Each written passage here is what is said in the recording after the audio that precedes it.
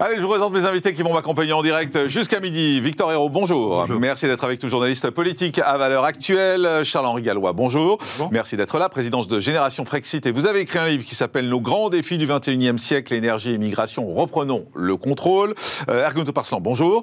Vice-président de Territoire de Progrès et Majorité Présidentielle. Ça, c'est le livre dont on parlait tout à l'heure. Et puis, maître David Libeskine, bonjour. Bonjour. Avocat et cofondateur du collectif Robe Noire. Merci également d'être avec nous. Tout au long de cette émission, on va avoir un fil rouge, c'est ce qui se passe en ce moment dans Paris. On y va tout de suite en direct et vous voyez les images de ces tracteurs qui sont dans la capitale. Voilà, on se dit qu'il est en train de se passer quelque chose. Ce mouvement est en train de reprendre de la force, est en train de reprendre de la vigueur. Mais c'est pas étonnant en fait, parce que le gouvernement a essayé d'enterrer le mouvement avec les fameuses promesses de Gabriel Attal, et en réalité, les promesses, c'est quoi? C'est une enveloppe de 400 millions. Mais c'est dérisoire par rapport aux problèmes structurels des agriculteurs. Et ce qu'on voit, c'est qu'en fait, derrière les belles promesses qu'il y a à Paris, il y a les faits qui se passent à Bruxelles. Et on a eu des belles promesses. Le gouvernement nous explique qu'il allait protéger les agriculteurs de la concurrence déloyale. On a appris encore cette semaine que l'Union européenne avait prolongé la levée des droits de douane avec l'Ukraine, c'est-à-dire d'importations très importantes de blé et de volailles ukrainiennes. On a appris encore hier, il y avait une réunion entre la Commission européenne et des députés européens, notamment le vice-président du groupe macroniste Renew, pour relancer l'accord de commerce avec le Mercosur. C'est-à-dire qu'en fait, il y a les belles promesses, mais il y a l'impuissance et l'hypocrisie. Il y a une guerre en Ukraine, je ne sais pas si vous êtes au courant. Comment ? Il y a une guerre en Ukraine quand même. Et contre la Russie, et je pense que c'est ça qui vous dérange peut-être. Mais quel rapport ? C'est qu'ils n'ont pas les mêmes capacités d'exportation que non, mais en fait, si vous privilégiez les Ukrainiens... on privilégie l'Ukraine. Si vous privilégiez par rapport aux agriculteurs, on va privilégier l'Ukraine dans son combat contre la Russie. Je sais que c'est ça votre problème. Quel intérêt vous portez? Ceux des agriculteurs ou ceux de vos amis russes? Assumez de privilégier... Vous n'avez pas d'amis russes, mais assumez de privilégier... C'est bizarre de commencer par l'Ukraine. Assumez de privilégier les Ukrainiens et l'Ukraine par rapport aux Français. Mais dans ces cas-là, il faut l'assumer. Et il faut dire que vous privilégiez l'Union européenne, vous privilégiez l'Ukraine. On assume notre soutien à l'Ukraine dans son combat contre. Oui, mais il faut pas tuer les agriculteurs pour ça. C'est ça. C'est pas pour et autant, vous avez vu le panneau qu'on vient de voir à l'antenne avec Marie Blanchard. Il était intéressant ce panneau. Il disait, et Marie qui est en direct avec nous sur ce pont Mirabeau nous le remontre à l'instant.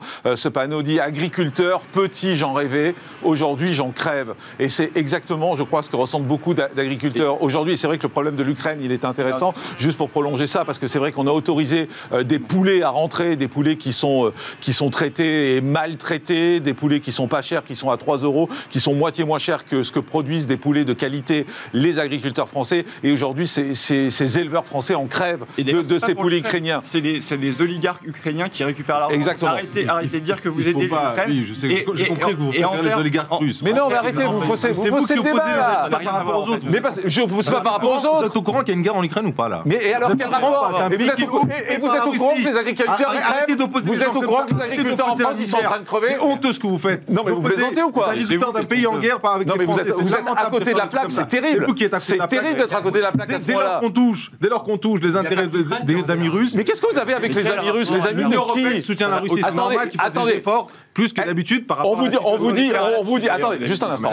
Attendez, parce que je crois qu'Ergun Topărslan, là, je ne sais pas si vous n'avez pas d'argument, ou si vous avez mal lu les fiches qui vous ont été données. Pas par l'Ukraine, c'est quoi le problème avec l'Ukraine? Mais enfin, vous n'entendez pas les agriculteurs? Vous n'entendez pas les agriculteurs qui vous parlent du prix du poulet? Vous les entendez ou pas? Est-ce que vous les entendez? Est-ce que vous les entendez, ces agriculteurs? Évidemment qu'on les entend. Vous entendez, ils vous disent que le poulet ukrainien, il est pourri, il est à 3. Vous opposez à la difficulté des Ukrainiens, c'est pas bien. Donc vous les laissez crever, les Français? Pas du tout. Parce que vous dites, il y a une guerre en Ukraine. Il y a un effort considérable de l'Union européenne pour soutenir l'Ukraine. Voilà, vous en êtes conscient. Et alors, et les agriculteurs? Mais vous ne parlez pas des agriculteurs. Vous parlez si. Non.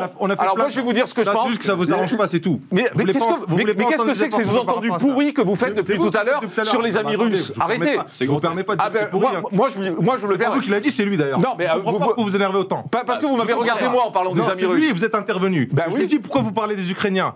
On parle des Ukrainiens parce qu'il y a un problème avec les Ukrainiens. Arrêtez. Dès qu'on contre un argument des soutiens de la Russie dans tout ça. Quel soutien de la Russie? Mais enfin, c'est ridicule, mais vous êtes ridicule. C'est diffamation déjà. Arrêtez d'opposer. Je vous ai dit clairement, il ne faut pas opposer les agriculteurs. Mais vous me le dites, mais je ne suis pas d'accord avec lui, on a le droit encore. Vous avez le droit, mais pourquoi vous dites que c'est pourri ce que je dis? Parce que j'ai juste rappelé qu'il y avait une guerre en Ukraine. Et alors pourquoi vous dites que c'est pourri?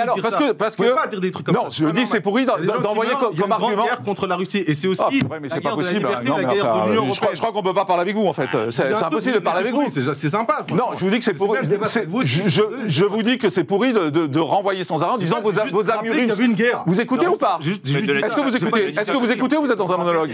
Attendez, est-ce que vous écoutez ou vous êtes dans un monologue?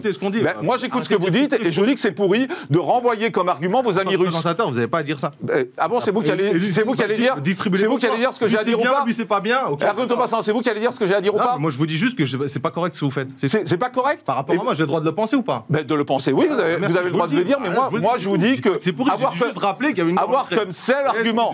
Vous écoutez ou pas? Je vous écoute depuis tard. Non, vous arrêtez pas de parler. Alors allez-y, parlez. Allez-y, quand vous avez fini, vous me faites signe. Non, mais allez-y, déballez votre truc anti-Union européenne, il n'y a aucun problème. Anti-Union européenne, si on peut pas défendre l'Union européenne un tout petit peu. Mais vous pouvez défendre. Mais je suis pour l'Europe. Vous êtes à côté de la plaque. Je suis pour l'Europe. Je vous dis simplement que balancer ce qui est pourri, c'est de dire quand on vous dit il y a un problème avec les poulies ukrainiens, votre seul argument c'est de dire vous défendez vos amis russes. C'est ça qui est pourri. Deuxièmement, il y a un vrai problème avec le poulet russe. Il y a un vrai problème avec le poulet russe, avec le poulet ukrainien, pardon. Vous le savez, il y a un vrai problème. Qu'est-ce qu'on vous dit d'autre? Il y a une situation exceptionnelle en Ukraine qui donc on laisse faire. On fait rentrer un peu de produits ukrainiens pour les aider. Donc on laisse faire. Non, il faut agir là-dessus. Mais il ne faut pas non plus pointer du sac en mettant la première rangée. Mais c'est un des problèmes. C'est un des problèmes, oui. Ne commençons pas par ça. C'est juste. Ah bon en fait, vous voulez me dire ce que je dois dire, vous voulez me dire par quoi il faut commencer, en fait.